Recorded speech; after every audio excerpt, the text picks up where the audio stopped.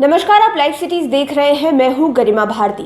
कुछ ही दिनों पहले सुप्रीम कोर्ट ने अपने आदेश में यह स्पष्ट कर दिया था कि नीट और जेईई की परीक्षाएं तय समय पर ही होंगी।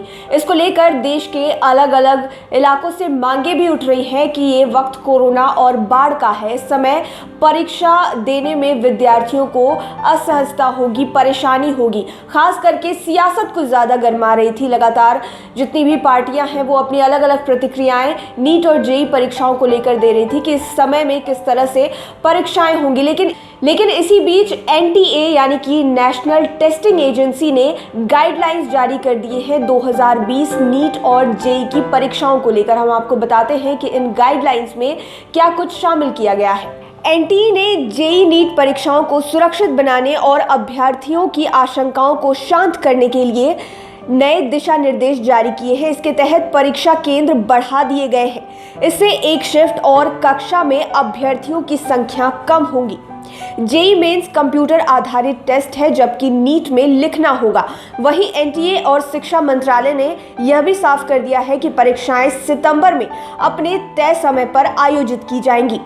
जेईई के एडमिट कार्ड जारी किए जा चुके हैं और छात्र डाउनलोड भी कर चुके हैं। नीट के एडमिट कार्ड भी जल्द ही जारी होंगे, इसलिए छात्र किसी प्रकार के असमंजस की स्थिति में न रहे। एनटीए ने 99% छात्रों के लिए उनकी पहली प्राथमिकता का परीक्षा केंद्र सुनिश्चित किया है। जेईई मेन के लिए 8.58 लाख और नीट के लिए 15.97 लाख विद्यार्थी पंजीकृत हैं। अब हम आपको बताते हैं कि जेईई और नीट को लेकर जो गाइडलाइंस जारी किए गए हैं उनमें अहम बातें क्या है। नीट की परीक्षा के दौरान एक कक्षा में 24 की जगह 12 अभ्यर्थी बैठेंगे, यानी कि 50% लोग ही एक कक्षा में परीक्षा देंगे। नीट परीक्षा के केंद्र 2546 से बढ़ाकर 3843 किए गए हैं। जेईई परीक्षा के लिए शिफ्ट 8 से बढ़ाकर 12 और परीक्षा केंद्र 570 से बढ़ाकर 660 किए गए हैं। जेईई में एक सीट छोड़कर छात्रों को बिठाया जाएगा। जेईई की एक पाली में 1,32,000 की जगह अब 85,000 अभ्यर्थी बैठेंगे। हालांकि सिटिंग प्लान में भी बदलाव किया गया है। परीक्षार्थियों को एक दूसरे से 6 फीट की दूरी बनाकर रखनी होगी, क्योंकि कोरोना के वक्त में 6 फीट की दूरी की बात की जा रही है। जिन भी परीक्षार्थी का बॉडी टेम्परेचर 99.4 डिग्री फ़ारेनहाइट से ज़्यादा होगा, उन्हें आइसोलेशन रूम में ले जाया जाएगा। वह वहीं बैठकर परीक्षा देंगे। फ्रिस्किंग डॉक्यूमेंट की वेरिफिकेशन का काम रजिस्ट्रेशन रूम के अंदर किया जाएगा। परीक्षार्थियों को परीक्षा केंद्र में नया मास्क दिया जाएगा। परीक्षा केंद्र में एडमिट कार्ड, आईडी प्रूफ के साथ सिर्फ पानी की बोतल, हैंड सैनिटाइजर ले जाने की अनुमति होगी। परीक्षा देते समय स्टूडेंट्स के लिए मास्क लगाना और ग्लव्स पहनना अनिवार्य नहीं होगा। सोशल डिस्टेंसिंग के लिए भी दिशा निर्देश जारी किए गए हैं। एनटीए ने कहा है कि परीक्षा के दौरान भीड़ ना हो, इसके लिए प्रवेश और निकासी के समय और द्वार को अलग रखने का भी निर्णय लिया गया है। अभ्यर्थी एक साथ अंदर नहीं प्रवेश करेंगे और ना ही एक साथ परीक्षा कक्ष छोड़ने की इजाज़त होगी।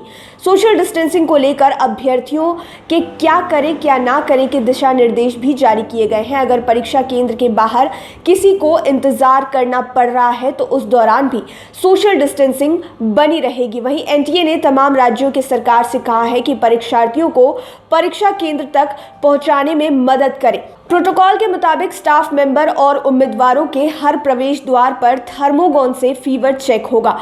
अगर परीक्षार्थियों में से कोई कोविड-19 के लक्षण पाए गए तो उन्हें अलग आइसोलेशन कमरे में बैठाया जाएगा। थंब इम्प्रेशन के जरिए उपस्थिति नहीं ली जाएगी। तो एक तरफ जहां अलग अलग राजनेता ये कह रहे हैं कि जेईई नीट की परीक्षा लेना संभव नहीं है, इससे कोरोना का फैलाव और ज़्यादा हो सकता है, वहीं इसी बीच एनटीए ने दिशा निर्देश जारी कर दिए हैं। कोरोना को लेकर कई सारे बदलाव भी किए गए हैं। अब एक कमरे में जितने विद्यार्थी होते थे उनके 50% लोग ही एक साथ परीक्षा दे पाएंगे। काफ़ी ख्याल के साथ ये गाइडलाइंस तैयार किए गए हैं। देखने वाली बात ये होगी कि जिस दिन परीक्षाएँ होती है उस दिन इनका कितना पालन होता है। आप लाइव सिटीज़ के साथ बने रहें। हमारे चैनल को सब्सक्राइब करें। लेटेस्ट अपडेट्स के लिए फेसबुक पेज को ज़रूर लाइक करें। धन्यवाद।